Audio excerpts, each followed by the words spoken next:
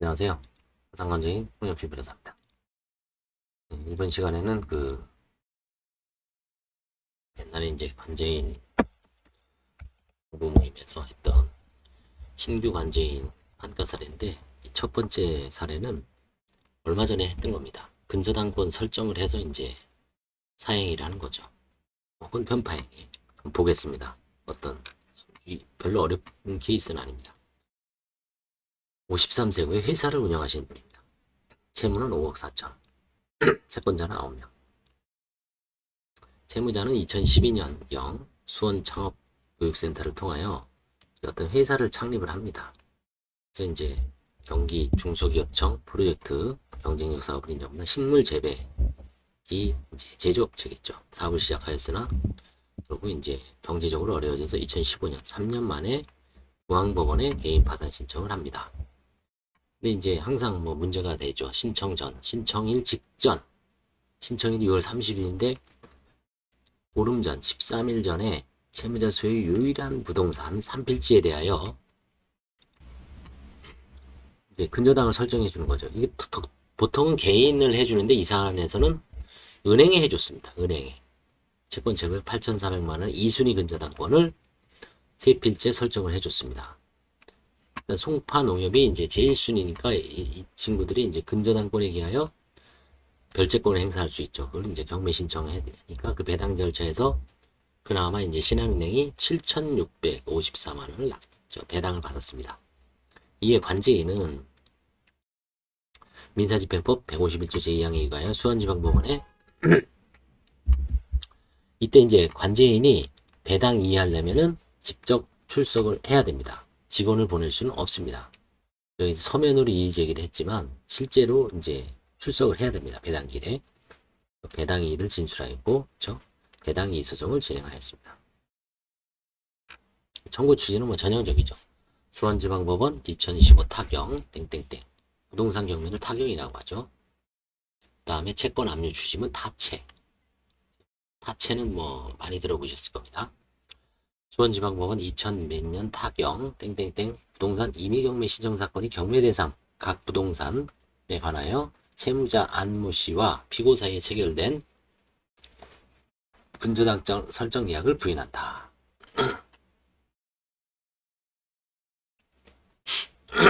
이제 파산에서는 이 근저당권 설정 계약을 취소하고 그 취소 효과로서 부당이득을 취하는데 이미 여기서는 이제 배당이죠. 배당이기 때문에 배당에서 피고 신한은행에 대한 배당액을 삭제하고 파산관제인이 원고에게 배당하는 것으로 이제 배당표를 경정해 주십시오라는 청구 취지를 덧붙이죠. 그 다음에 이제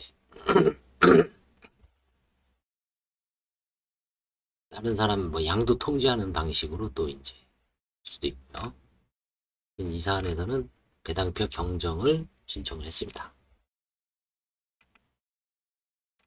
이 사안에서는 이제 승소를 했습니다. 이건 이제 유사한 그 판례죠. 유사한 판례.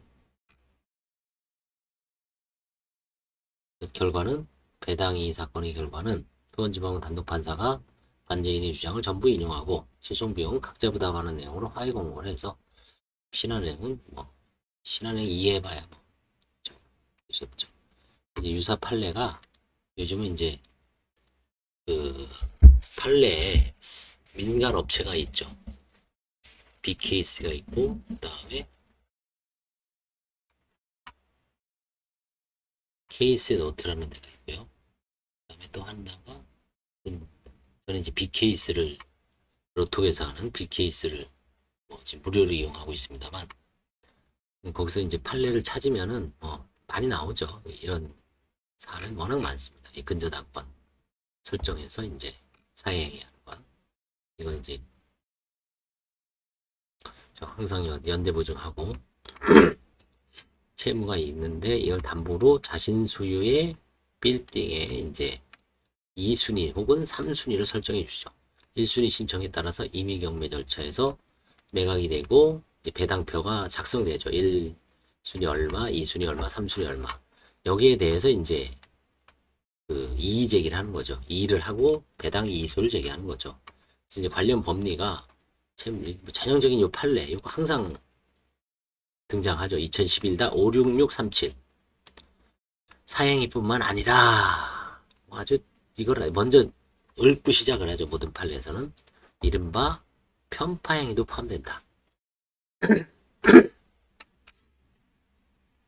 이제 이 회사가 어려워진 이제 파산이나 혹은 회생 경위를 쭉 쓰죠. 그래서 이때 파산 선고를 받았고 이미 청구금의 가압류 이런 게 이제 맞춰져 있는 상태에서 2순위, 3순위, 4순위한테 사행위를 하는 거죠.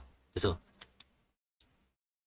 이제 인정 사실에 의하면 이재형이 이와 같이 채무 초과 상태에서 채권자들 중 일부인 피고들에게 이 사건 근저당을 설정해 준 것은 총채권자의 공동담보가 되는 채무자 일반 재산을 파산재단으로부터 일탈시킴으로써 이거 처음에 나오는 판례를 그대로 이제 인용을 하는 거죠. 파산재단을 감소시키는 하행일 뿐만 아니라 특정 채권자인 피고들을 배당해서 유리하게 하고 이로 인하여 파산 채권자들 사이에 평등한 배당을 줘야 하는 편파 행위로서 채무자생법 391조 제1호 소정의 이른바 고의부인 대상인 채무자가 파산 채권자를 해야 하는 것을 알고 한 행위. 이거는 진짜 그야말로 모든 이런 판례, 판결에 그냥 아예 빼박으로 그냥 딱 하는 거죠. 이게 사행에 해당한다. 부인행위 대상에 해당한다. 그래서 이 사건 각 근저당권은 원고의 부인권 행사에 그 효력이 상실되었으므로 근저당권에 대한 배당을 받을 수는 없다. 이제 피고들이 이기려면은 선의항변을 해야 됩니다. 저 사람이 뭐 이렇게 그 채무 초과인지를 몰랐다든지 부도난 사실을 전혀 인지를 못했다든지 그런 거를 이제 자기는 정상적인 거래였다. 이게 정상적인 거래가 되려면 동시적 교환행위가 돼야 됩니다. 흔히 말하면 뭐냐면 이미 돈을 꿔준 상태에서 나중에 근저당을 받으면 이거는 게임이 끝나죠. 근데 그게 아니라 그 뭐 대표가 찾아와서 이번에 직원들 월급도 못 주고 거래처 잔대금도 줘야 되는데 한 3천만 원 꺼주십시오. 대신 제가 집 갖고 있는 뭐 회사 부동산이든 아니면 제가 갖고 있는 집을 담보로 드리겠습니다. 그때 3천만 원을 주면서 그날 아니면 뭐 며칠 후에 근저당을 설정해준 행위는 동시적 교환행위라고 그러죠. 내가 돈을 주면서 돈을 꿔주면서 그 사람 담보를 받는 거죠. 그거는 사행위가 아닙니다. 나중에 잘 입증하면. 이건 항상 돈을 한 1년 전, 한 6개월 전에 꿔주고 이제 뭔가 망할 것 같고 이건 내가 좀 우선권을 받기 위한 어떤 그런 이기적인 행동이 물론 뭐 그 사람 입장에서 당연하죠. 이기적이라는 것보다는 당연한데 이 채권은 평등의 원칙이죠. 채권자 평등의 원칙이 적용됩니다. 민사법의 대원칙입니다. 채권법의 대원칙입니다. 도산법에서도 마찬가지죠. 도산법에서는 그걸 더 엄격하게 관철을 하죠. 채권자 평등의 원칙을.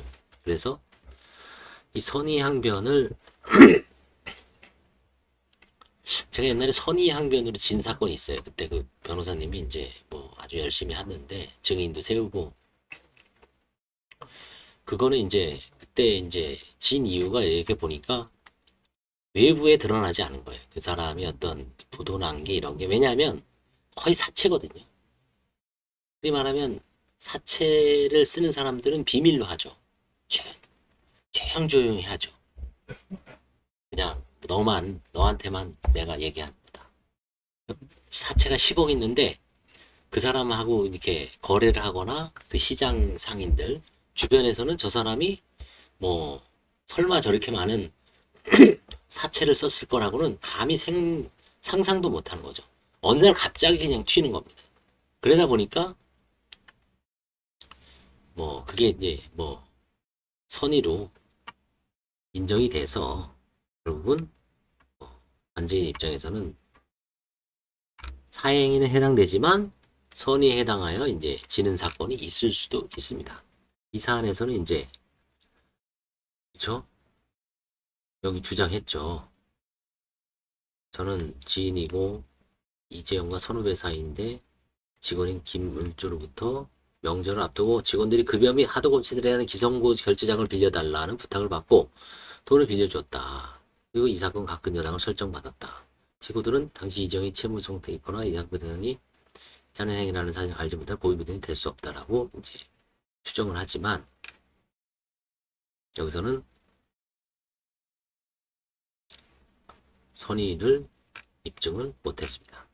이것도 이제 고등법원 판례지만 뭐 마찬가지입니다.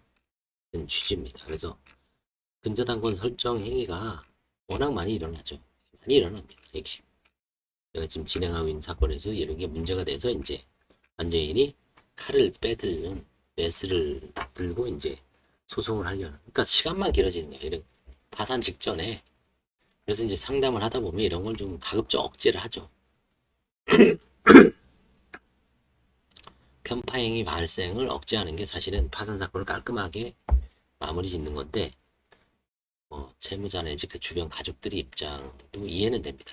거기서 이제 조금이라도 돈이 있을 때 이득을 취하려는 게 어떻게 보면 인간의 본능이기 때문에 이해는 되지만 결국은 이제 파산 절차에서 이제 사안에 따라서 부인권 행사 대상이 걸리면 상당히 시간이 오래될 수 있죠. 여기선 채무자가 이제 협의혼하면서 전 배우자에게 재산분할한 재산에 대해서 추가 한가 가능성이 존재한다고 되어 있습니다. 여기서는 이제 뭐 2천 정도는 이제 화해 계약을 체결한 제한이 있는데 반강이 거부하고 있어 부인 청구를. 왜냐면 지분 채무자의 지분 4,636만 원을 배우자에게 글쎄요 이 정도를 주는 게 사행위가 될지 모르겠습니다. 이 뭐 배우자도 먹고 살아야 되는데 저 4,636이면 보증금도 못 구할 정도죠. 이건 항상 상대적인 거죠. 이거는 이 배우자의 또 다른 재산 같은 걸 또 봐야 되죠. 배우자가 또 다른 재산이 있을 수도 있고 다른 재산이 전혀 없고 여기 유일한 재산이다. 이런 거 한번 생각해 보십시오. 빌라 하나 갖고 있습니다. 한 2억 정도 돼요. 대출이 한 6천 정도 돼요. 그럼 1억 4천 정도가 남죠. 근데 이제 배우자가 무슨 사업하다가 남편이 쫄딱 망했습니다. 빚이 뭐 몇억 돼요. 한 4, 5억 돼요. 근데 이제 이혼을 하려고 해요. 근데 보니까 자녀가 한 2명 있습니다. 애들이 뭐 한 8살, 4살. 근데 이거를 배우자가 이제 키우죠. 여자가 키우고 여자한테 그 집을 다 넘겨주고 애들 키우면서 이걸로 어떻게든 그냥 살아라 했을 때 과연 그게 사행위가 아닌가. 뭐 한 10년 정도 결혼 생활 했을 때 이혼하면 뭐 한 4, 50% 주죠. 더군다나 애를 여자가 키운다 그러면 양육비도 뭐 1인당 좀 최소 한 7, 80은 줘야 되죠. 최소 50은 줘야 됩니다. 아무리 못 벌어도. 그런 상황에서 1억 4천짜리 빌라, 2억짜리 빌라지만 6천 정도는 이제 근저당이 설정되어 있는. 그 이제 되게 어려운 문제죠. 그럴 때 이제 뭐 1,000이든 2,000이든 3,000이든 적절한 금액에서 이제 화해 계약을 체결하는데 이제 그거는 사실 이제 케이스 바이 케이스죠. 아무튼 이 근저당 설정하는 게 워낙 많아서 계속 나오네요. 이게. 이 사안도 이제 근저당 설정해서 관제인이 승소한 사례입니다. 감사합니다.